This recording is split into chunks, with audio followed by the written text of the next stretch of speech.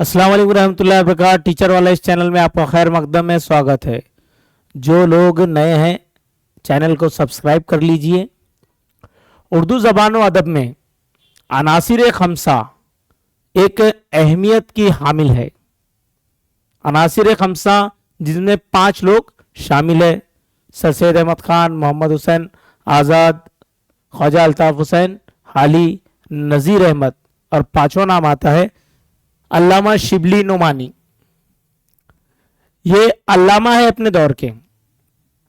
उर्दू ज़बान व अदब में तनकीद निगारी, नक्काद निगारी, तहकीक निगारी, मजमून निगारी, मकालमा निगारी, शायरी, तनकीदी मज़ामीन, मकालात, मजमून निगारी, सवाने निगारी, मवाज़ने निगारी, कई तमाम चीज़ों के एक वक्त काम करने वाले, खिदमत अंजाम देने वाली शख्सियत है जिनका नाम है अल्लामा शिबली नुमानी। अल्लामा शिबली नुमानी जो है 1857 ईस्वी सन में बंदोल जिला आजमगढ़ में पैदा हुए।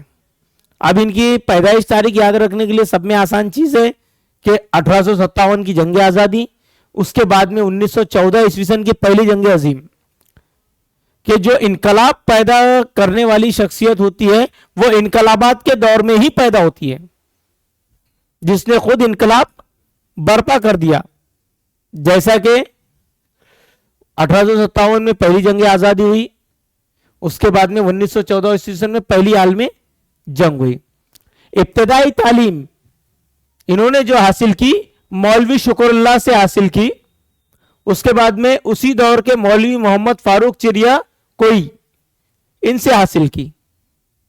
ये अपने दौर के नामवर आलिम व फाजिल रह चुके हैं, जिनकी सोहबत का असर अल्लामा शिबली नुमानी पर बहुत ज्यादा हुआ। जिनकी तनकीदी मज़ामीन, तनकीदी चीजें ये तो साइड में रख दी जाती है, लेकिन जो सीरत की चीजें है, जो बुनियाद जो बनाई गई वो यहीं से मिलती है दोनों मौलवी हजरात की जानिब से। बच्चा बेसिक में जो चीज सीखता है, बुनियादी तौर पर जो चीज सीखता है, जो चीजें याद करता है, वो उसको उम्र के आखिरी हिस्से तक याद रहती। जैसे कि मिसालें हम लेते हैं कुरान की सूरतें, जो एक बार हम याद करने के बाद में वो हमें जल्दी याद हो जाती है बचपन के दौर में और आगे वक्त तक याद रहती है, लेकिन हम उम्र के दीगर हिस्से में याद रखने की कोशिश करें तो वो जल्दी याद नहीं हो पाती। इसी तरीके से मौलवी शुक्रुल्लाह की जो मजहबी तालीमात थी, मौलवी मोहम्मद फारूक की जो तालीमात थी, उन तालीमात का असर आगे चलकर देखने में मिलता है। इन्होंने तालीम के लिए कई दीगर जगहों पर, दीगर इदारों में गए। सहारनपुर गए जो तालीमी मरकज बहुत ज्यादा अहमियत का हामिल था, लाहौर गए, उसके बाद में रामपुर गए। ये इल्मी मराकिज थे। इल्मी मराकिज में आलिम फाजिल की डिग्रियां दी जाती थी। इसी असना में उन्होंने वकालत भी पास की।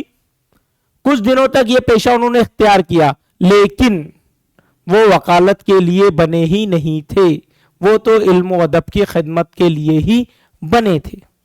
जैसा कि ख्वाजा अल्ताफ हुसैन हाली, मोहसिनुल मुल्क, अर्नोल्ड, अब ये 3 शख्सियतें जो है जो बैक वक्त 1872 ईस्वी सन के दौर में सर सैयद अहमद खान के साथ फराइज अंजाम दे रही थी अलीगढ़ मुस्लिम यूनिवर्सिटी के अंदर, जिससे आज अलीगढ़ मुस्लिम यूनिवर्सिटी के नाम से जानते हैं हम, जो थी साइंटिफिक सोसाइटी। अब 1872 ईस्वी सन के अंदर अपने छोटे भाई से मिलने के लिए अलीगढ़ जाते हैं।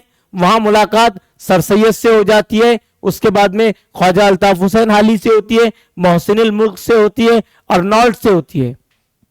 जब काबिल लोगों से जब मुलाकात होती है और काबिलियत जो अंदर पाई जाती है, निखरने का वक्त शुरू यहीं से होता है।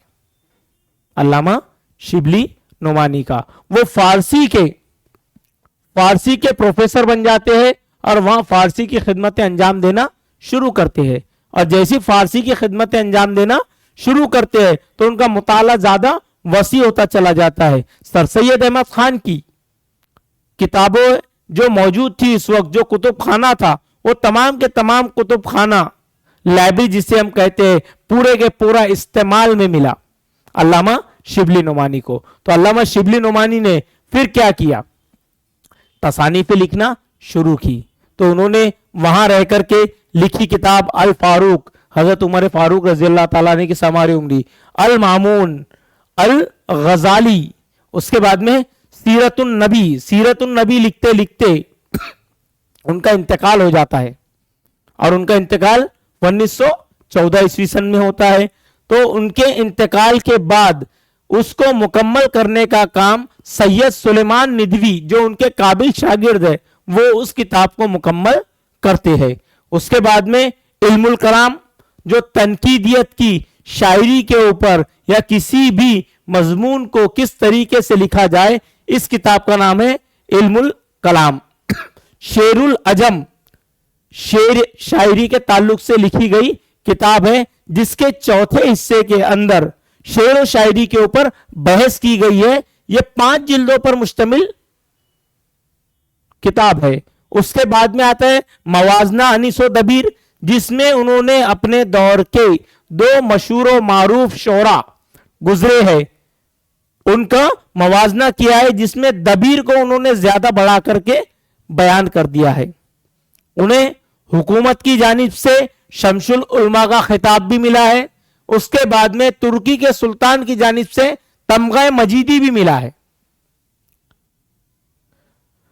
उम्र के आखिरी अय्यामों के दरमियान घरेलू रंजिशों की वजह से उनकी बहू की गलती से बंदूक चल जाती है और बंदूक चलने की वजह से उनके एक पैर को काटना होता है, जिसकी वजह से वो एक दीगर फराइज को अंजाम देने की वजह से नफ्सियाती तौर पर थोड़े से परेशान रहते हैं।